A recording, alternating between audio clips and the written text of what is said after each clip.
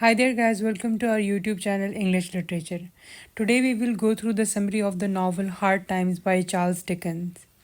इस नावल की सेटिंग एक इंडस्ट्रियल टाउन में रखी गई है जिसका नेम कोक टाउन है।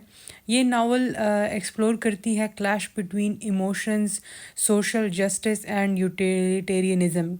Moving towards the characters introduction, Thomas Gradgrind ये एक स्ट्रिक्ट मर्चेंट और पॉलिटिशियन होता है। He has two children, Louisa and Tom. Louisa इनकी सबसे बड़ी बेटी होती है। थॉमस ने उनका ब्रॉटअप कुछ इस तरह से किया होता है जहाँ वो फैक्ट्स और रेशनलाइजेशन को ज़्यादा वैल्यू करती है over emotions. You will get to know more about it once we go through the story line. Coming towards Tom, Tom उनका सबसे छोटा बेटा होता है। थॉमस ने उसकी परवरिश भी अपनी ही दूसरी बेटी की तरह की होती है, लेकिन वो बहुत ही सेल्फिश और इर्रेस्पॉन्सिबल सन होता है। जोज़ाया बाउंडरवे वो एक अमीर और सेल्फ मेड बिजनेसमैन होता है हु ओन्स अ मिल। वो लुइज़ा का हस्बैंड होता है। CC Zoop, she is the daughter of a circus performer.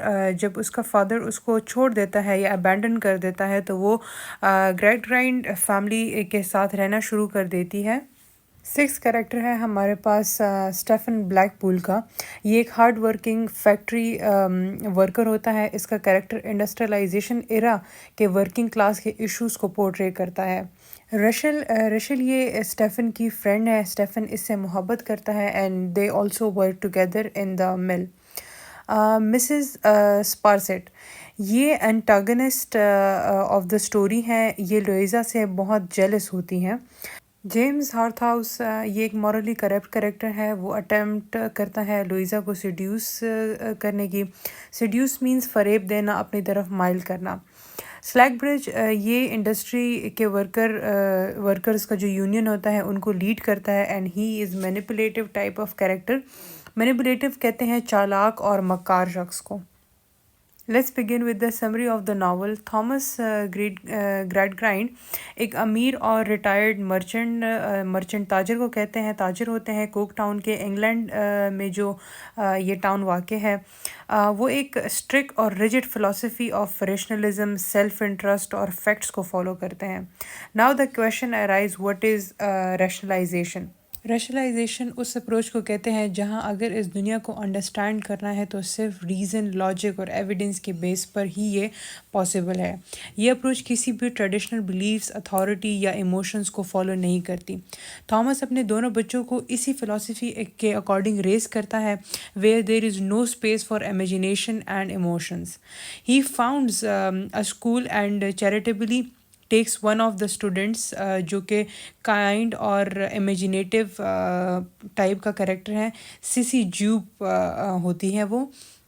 ये सब बड़े हो जाते हैं तो Tom becomes self interested person जो कि सिर्फ अपने बारे में सोचता है and Luiza struggles with deep inner confusion. उसको हमेशा लगता है कि उसकी लाइफ में कुछ खोया हुआ है। There is something missing in her personality. Eventually उसका फादर उसकी शादी अपने दोस्त जोजिया से कर देता है। वो एक वेल्दी फैक्ट्री ओनर होता है who is twice her age. Josiah हमेशा इस बात का इजहार करता है कि he is a self made person जिसको उसकी माँ ने एक गटर में छोड़ दिया था। स्टेफन जहाँ काम करता था वो वहाँ की टेंशन्स और उसके माहौल से काफ़ी तंग था। वंडर बॉय उसको फायर कर देता है when he refuses to spy on other workers. Spy mean जासूस। लुइज़ा स्टेफन की इस ऑनेस्टी से बहुत इम्प्रेस होती है। वो स्टेफन के जाने से पहले उससे मिलने जाती है and helps him with some money. Tom भी लुइज़ा के साथ होता है। टॉम स्टेफन से कहता है कि अगर वो कुछ रात कंसेक्यूटिवली बैंक के बाहर वेट करे then a help will come to him, और स्टेफन वैसा ही करता है but no help arrives. Eventually he packs and leaves the town. उसी दिन बैंक में डाका पड़ जाता है और उसका सस्पेक्ट स्टेफन को ठहराया जाता है। Mrs Sparsit witnesses James declaring his love for Louisa, اور وہ اگلی رات اس سے ملنے کے لیے مان جاتی ہے۔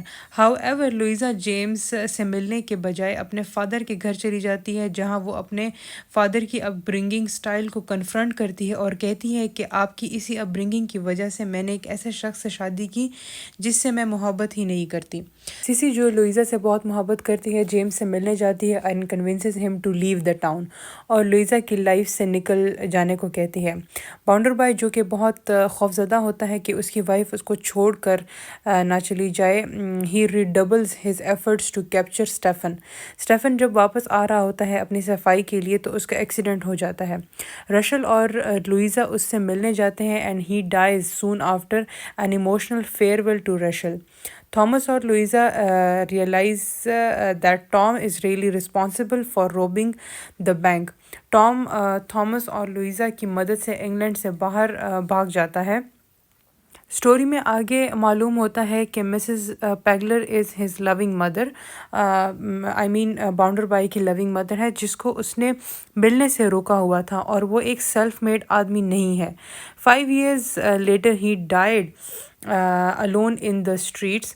Thomas Gradgrind gives up his philosophy اور وہ اپنی لائف غریبوں کی مدد کرنے میں گزار دیتا ہے۔ ٹام اپنی غلطیوں کو ریئلائز کرتا ہے but he dies without ever seeing his family. Louisa never marries again while Sissy marries and has a large and loving family. اسی کے ساتھ the story has come to an end. If you find any ambiguity please do not hesitate to comment down below. Thank you.